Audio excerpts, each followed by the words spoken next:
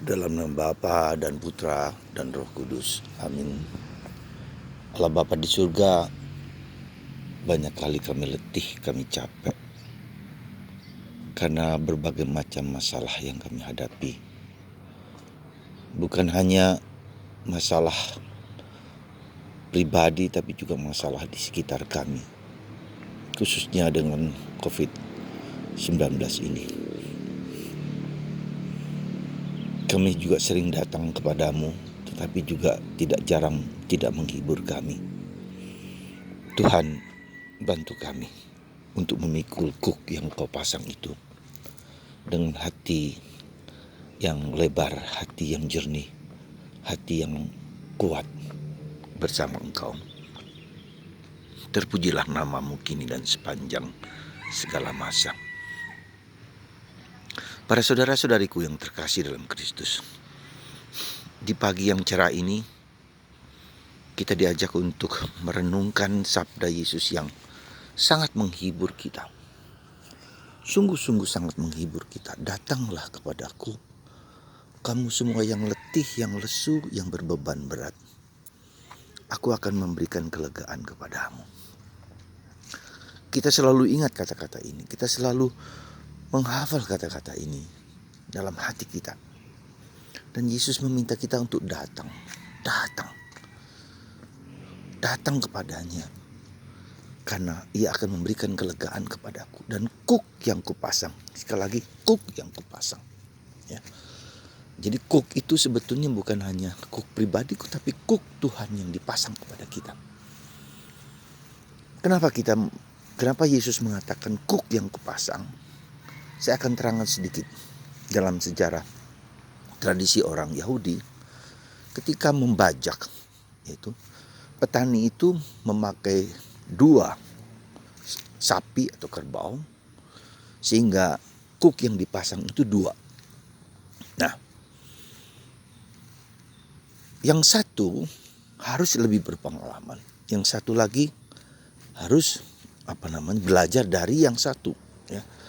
Karena mungkin yang satu masih muda, yang satu sudah tua, sudah berpengalaman. Dan yang kedua, kenapa memakai dua sapi atau kerbau? Karena tanah yang digaru, tanah yang dibajak itu adalah tanah yang kering, yang berat, yang berbatu-batu, yang tidak mudah, ya, tidak lumpur seperti tanah di Indonesia, ya, sawah di Indonesia, tapi tanah yang sungguh-sungguh berat, yang harus dibajak dengan 2 kekuatan yang luar biasa. Nah, jadi maksudnya adalah dengan Yesus mengatakan kuk yang kupasang itu, maksudnya adalah bahwa dialah satu kuk itu. Kuknya dia itu, Yesus itu adalah memakai satu kuk itu. Sedangkan kita adalah memikul kuk yang lain.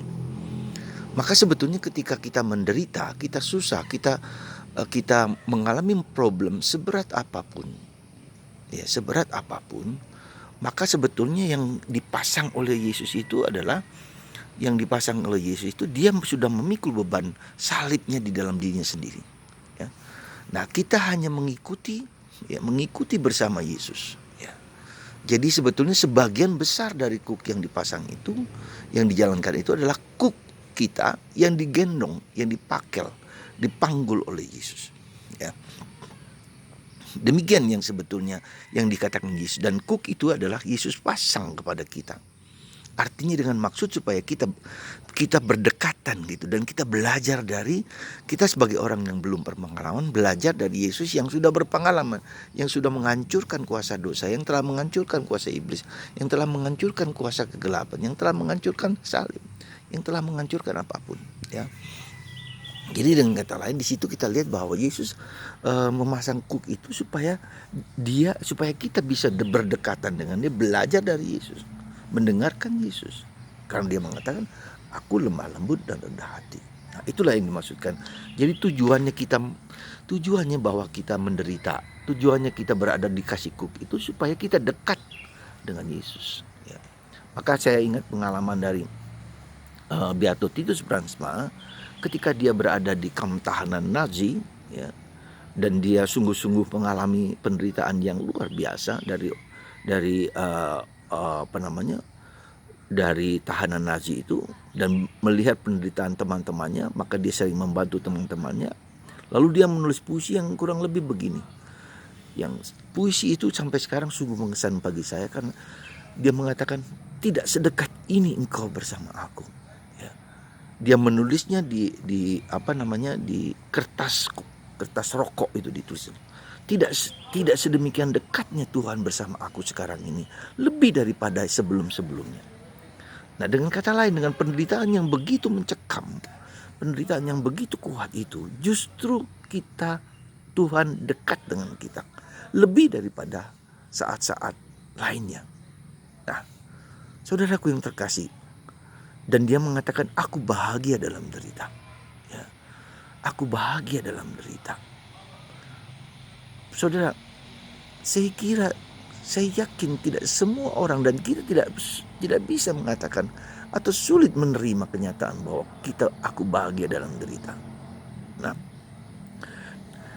saudaraku yang terkasih, bagaimana mungkin hal itu bisa terjadi dalam diri kita? Disitulah kita lihat, ya, kita orang yang sudah bisa mengatakan aku bahagia dalam derita, orang yang bisa mengerti bahwa kuk yang dipasang Yesus itu adalah ringan. Dan kita justru di dalam situasi yang menderita itu, Yesus justru dekat dengan kita, dan kita harus belajar dari dia. Maka ketika kita menderita, lihatlah salib. Ya, salib yang ada di depan mata kita, di rumah kita, di mana-mana kita pandang, kita lihat gambar-gambar demikian, gambar atau patung atau apa Yesus disalib. Ya. Dengan begitu kita bisa mendengar, bisa melihat, merasakan betapa Yesus sungguh-sungguh menderita untuk kita. Ya. Saudaraku yang terkasih dalam Kristus, semoga sabda Yesus yang hari ini disampaikan kepada kita datang kepada Yesus dengan apa? Dengan kerendahan hati. Ya. Dengan penuh kerendahan hati. Dan penuh kerendahan hati. Kenapa saya katakan demikian? Karena seringkali justru ketika kita menderita, saudara terkasih, kita masih merasa sombong. Kita menyalahkan orang lain. Kita menyalahkan A, B, dan C. Ya. Tapi justru kita tidak belajar dari penderitaan itu. Kita tidak belajar dari penderitaan itu. Kita tidak belajar dari kesulitan itu. Kita tidak belajar dari dosa-dosa mungkin yang kita lakukan, ya, di dalam hidup kita. Jadi sekali lagi, Yesus mengajak kita untuk datang, ya, untuk belajar dari dia, belajar dari penderitaan itu, belajar dari salib itu, dan dengan hati terbuka, ya, dengan hati yang rendah hati, tidak menyalahkan siapapun, karena seringkali semua itu terjadi ditanggungkan oleh Yesus kepada kita. Jadi kuk yang kupasang, Yesus memasang kuk kepada kita, ya, masang kuk yang pada kita supaya kita dekat dan belajar dari dia, mau belajar, karena seringkali kesombongan kita lah yang membuat kita itu menderita, ya, dan kita memiliki memiliki kecenderungan untuk apa? Kecenderungan untuk menyalahkan orang lain.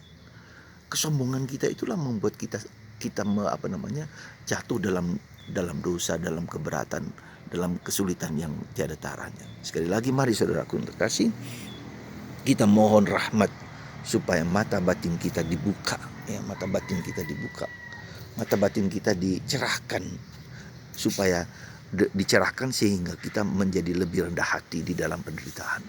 Dan itulah tujuan memang penderitaan itu.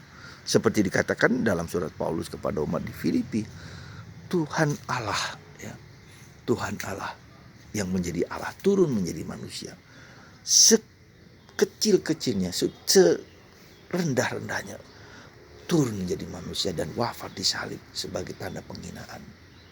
Yesus berjalan ke bawah dalam penderitaannya. Yesus sekali berjalan ke bawah, bukan berjalan ke atas. Kita seringkali yang berjalan ke atas, kesombongan kita, ya.